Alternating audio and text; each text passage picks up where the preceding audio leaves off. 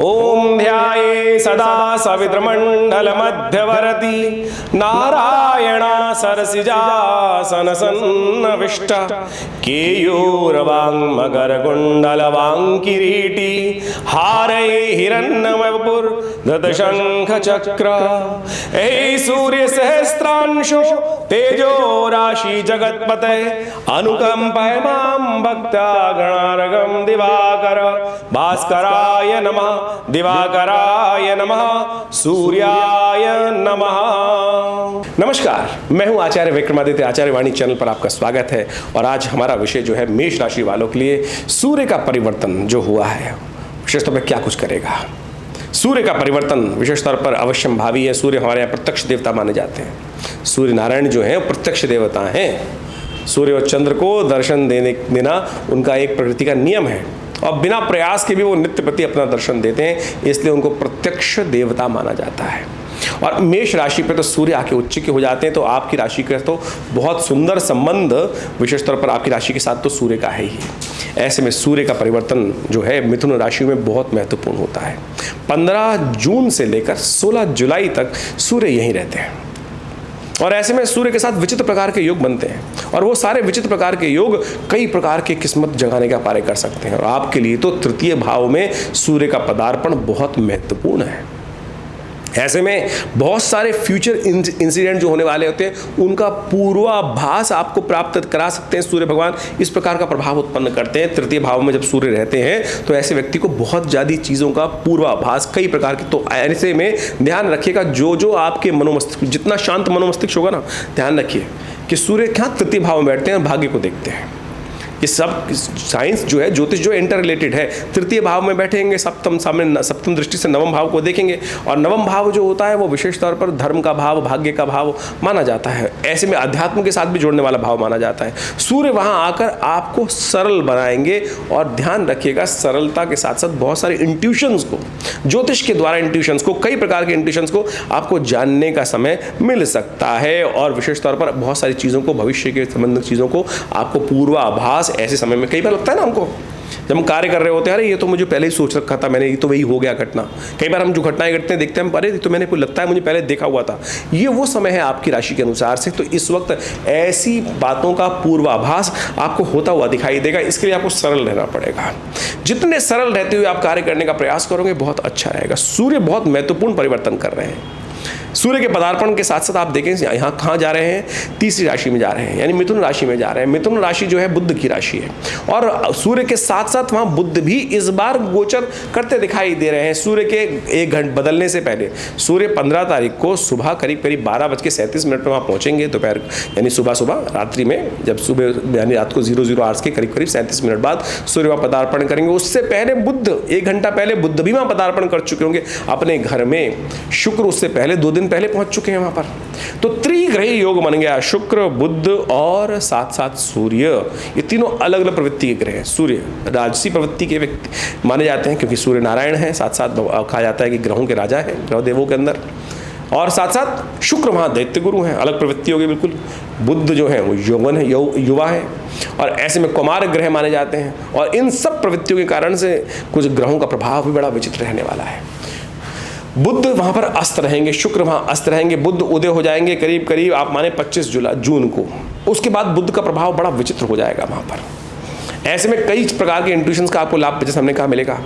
जीवन साथी को जितना प्रसन्न रखोगे ना, आपके लिए उतना बढ़िया लाभ प्राप्ति के योग बन जाएंगे। जो शादीशुदा लोग हैं उनके लिए, और जो कुमार हैं विशेष तौर पर ध्यान रखिएगा। युवा जो हैं आपको खास तौर पर ध्यान रखना पड़ेगा, गलत कामों से बचना पड़ेगा। वैसे तो हर एक को बचना चाहिए। आपकी राशि में दिखाई दे रहा है कि गलत काम, गलत लोगों की संगत कहीं ना कहीं कष्ट देने के योग बना सकती है। विवाह योग व्यक्ति जो है, विवाहित व्यक्ति, उनको भी इस बारे में ध्यान रखते हुए कार्य करने का प्रयास करना चाहिए। जितने सत रास्ते पे चलोगे, सही रास्ते पे चलोगे, समझ लो भैया मेष राशि वालों, ऐसे में फरेब, गलत काम, धोखाधड़ी वाले काम जितने करोगे उतने परेशानी में फंस सकते हो। तो मेष राशि वालों को खासतौर पे ध्यान रखना चाहिए, सत चरित्र में रहते हुए कार्य करने का प्रयास करना चाहिए। सबसे बड़ी ज़रूरत की बात है, गलत कामों से बचने का प्रयास करना चाहिए। हम गलत काम क्यों करते हैं? हम गलत कई बार छोटे शॉर्टकट्स अपनाते हैं या कोई हल्की सी कुनीति की तरफ चले जाते हैं, इसलिए चाहते हैं कि लाभ एक्स्ट्रा हो जाए। तो ये ग्रह आपके लिए परिवर्तन की तरफ ये सूचना लेके आ रहा है कि धन लाभ होगा। भाग्य से धन लाभ के सहयोग अपने आप बनने की स्थिति बनती उत्पन्न हो रही है, तो फिर क्या दिक्कत है, क्यों गलत काम की तरफ जाएं हम। तो इस बात का ध्यान रखते हुए बृहस्पति इतने बढ़िया सुंदर तरीके से आपके साथ कॉम्बिनेशन लाभ देने के लिए बैठे हैं। द्वितीय भाव में बृहस्पति शुद्ध होकर बैठ गए हैं, अस्त भी नहीं है, शनि से दृष्टि भी नहीं है, फिर क्या दिक्कत है। तो आपके लिए तो बहुत सुंदर योग बन के तैयार है, समस्त ग्रह बना रहे हैं। तो आप इस समय को पूर्णतः लाभ लेते हुए सब ध्यान क्या रखना है, प्रत्यक्ष उपाय। देखिए हमारा जो फोकस रहता है ना प्रत्यक्ष उपायों पे, वो हम जन्म पर वो नहीं बताते कि नग पहन लो, माला पहन लो, ये कर लो, वो कर लो। हम विशेष तौर पर ज्योतिष एक ऐसा विषय है कि विशेष तौर पर धन खर्च करने की आवश्यकता नहीं, बुद्धि को, विचार को जगाने की आवश्यकता, सही दिशा प्राप्त करने की आवश्यकता है कि कौन सी दिशा हम पकड़ लें और उस दिशा पर चलकर हम कार्य कर लें। तो ऐसे में सही दिशा है कि गलत कार्य पर नहीं जाना है, गलत कार्य नहीं करना है, अनैतिक कार्य से बचना है, फरेब से बचना है, धोखा देने से बचना है। तो ये यदि सत्य की तरफ आप चलते रहेंगे तो ये आपका लिए इस महीने में लाभ की योग बहुत सुंदर तरीके से बनते दिखाई दे रहे हैं। शनि महाराज देखिए पूरे लाभ की तैयारी बंद करके बैठे हैं, बस रिजिड नहीं होइएगा, अड़िएगा मत, थोड़ा जिद मत सवारिएगा, उत्साह बहुत बढ़िया रहेगा क्योंकि मंगल यहाँ बहुत बढ़िया तरीके से आपकी राशि के अनुसार से सुंदर योग बनाते दिखाई दे रहे हैं। तो जिन जिन मामले में हमने आपको सावधान किया है, आशा है उन संबंधों में समझते हुए कार्य करने का प्रयास करेंगे। नित्यपति भगवान सूर्य को जल दें। सूर्य को विशेष तौर पर जल कैसे दिया जाए, एक तांबे के लोटे में, तांबे का लोटा आपकी राशि के अनुसार से सबसे श्रेष्ठ है। तांबे के लोटे में जल ले लीजिए और उसमें थोड़ा सा रोली डाल दीजिए, थोड़ा सा उसके अंदर विशेष तौर पर यदि हो सके तो आपकी राशि के अनुसार से सबसे श्रेष्ठ रहेगा कि जल के अंदर थोड़ा सा एक पीला पुष्प, कनेर का पुष्प, सूर्य की प्रधान राशि है, आपकी राशि के अनुसार मंगल प्रधान राशि है, और ऐसे में कनेर का पुष्प जो है, जो एक होती है लाल कनेर, एक होती है पीली कनेर, एक होती है सफ़ेद कनेर। तो लाल का जो ऑरेंज शेड वाली कनेर होती है उसका एक फूल उसमें डालकर नित्यपति भगवान सूर्य को सुबह सुबह अर्घ्य दे दें। ऐ सूर्य सहस्त्रांशो तेजो राशि जगतपते अनुकंपय माम भक्त्या ग्रहणार्घम दिवाकरम। भगवान सूर्य को ध्यान करते हुए ये नित्यपति या गायत्री का मंत्र का जप कर लीजिए। एक बार गायत्री मंत्र जप करते हुए मानसिक तौर पर भगवान सूर्य को अर्घ्य दे दीजिए, नित्यपति उनका दर्शन कीजिए। और ये अर्घ्य कब दिया जाए ये भी बड़ा विशेष तौर पर है। कई बार क्या होता है कि लोग 12 बजे अर्घ्य दे रहे होते हैं, 12 बजे अर्घ्य नहीं दिया जाता भाई, सुबह सुबह अर्घ्य दीजिए। सूर्य जब उदित होते सूर्य को अर्घ्य देने की व्यवस्था है, यानी जल्दी उठना पड़ेगा। यदि आप चाहते हैं सही रास्ते पे लाभ चाहते हैं तो सुंदर तरीके से इस समय का लाभ लेने का प्रयास कीजिए। सूर्य का परिवर्तन आपके लिए बड़ा महत्वपूर्ण रहेगा, आगे बढ़ने का सुंदर रास्ता खोलेगा। तो इस प्रकार से सूर्य का परिवर्तन आपके लिए बड़ा महत्वपूर्ण रहने वाला है, ये आपने समझा।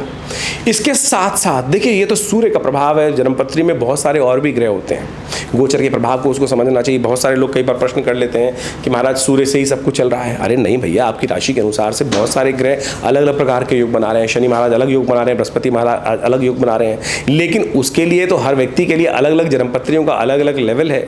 हर व्यक्ति की जन्मपत्रियों में विशेष प्रकार के योग बनते हैं, दशाएं चलती हैं, अंतरदशाएं चलती हैं, उन सबको भी गहन चिंतन करने की आवश्यकता है। लेकिन हम यहाँ अपने इस चैनल के माध्यम से आपके समक्ष गोचर में जो ग्रह परिवर्तन हो रहे हैं, गोचर यानी प्रेजेंट सिचुएशन में जो ग्रहों का परिवर्तन का योग बन रहा है, उसके प्रभाव को समझते हुए हर ग्रह के अनुसार से, समय के अनुसार से आपको बताने का प्रयास करते हैं। वो भी एक बहुत बड़ा भाग है ज्योतिष का, लेकिन उसके साथ साथ आप डिपेंड करता है कि व्यक्ति कितने लेवल पर है। आप समझें कि एक व्यक्ति के परिवर्तन का योग तो बना, ओवरऑल सिनेरियो प्रकृति के अनुसार से वैसे ही बनेंगे। जैसे आप समझ सकते हैं कि एक आंधी आ रही है या सूर्य निकला, सपोज ऐसे मान लीजिए सूर्य निकला है, नित्यपति सूर्य निकलते हैं। अब जो हेल्दी आदमी है तो सूर्य को देख के आनंदित होगा, लेकिन थोड़ा सा वीक आदमी है उसको सूर्य की ताप बहुत तेज लगेगा। अब किसी ने कुछ और समस्या है तो एक कहीं बारिश पड़ रही है तो वो उसके लिए वृत्तिकारक है, कहीं किसी ने कुछ घर में ऐसा सामान रखा हुआ है वृष्टि भिगो देगी। यानी प्रकृति में घटने वाली जो घटनाएं हैं उसका हर व्यक्ति पर अलग अलग अलग प्रकार का प्रभाव पड़ता है। वो डिपेंड करता है कि वो किस लेवल पर है, 5वें पायदान पे है, 8वें पायदान पे, 100वें पायदान पे, 1,00,000वें पायदान पे है, या पृथ्वी के 10 गज नीचे बैठा हुआ है, या कहाँ बैठा हुआ है। हर व्यक्ति पर अपने किस्म का अलग प्रभाव होगा, लेकिन प्रकृति की घटना तो एक ही घट रही है। तो उस घटना का प्रभाव किस प्रकार से किसके लिए बन रहा है वो हमको देखने की आवश्यकता। ओवरऑल सिनेरियो जो है किस प्रकार का बन रहा है वो हमने 12 भागों में विभाजित कर गोचर के दृष्टिकोण से आपके समक्ष रखने का प्रयास करते हैं। ये गोचर भी बहुत प्रभावी होती है, जैसे 7.5 चल रही है, किसी कुछ चल रहा है, तो ऐसे समय में बहुत सारी चीज़ें ध्यान करते हुए समझने की आवश्यकता होती है। वह गहन चिंतन करने के लिए तो ज्योतिष की जन्मपत्रियों का विभाग है, वो इतना वृहद है जन्मपत्री का कि उसके अंदर पूरा समुद्र शास्त्र भी आता है, पूरा प्रकृति भी आती है। आपके हाथ के जो हस्तरेखा विज्ञान है, मुख रेखा विज्ञान है, मस्तक रेखा विज्ञान है, गले की रेखा विज्ञान है, वो सब भी ज्योतिष के अंतर्गत ही आते हैं। और ज्योतिष की विवेचना करते हुए, जन्मपत्री की विवेचना करते हुए इन सब चीज़ों को भी देखना परम आवश्यक होता है।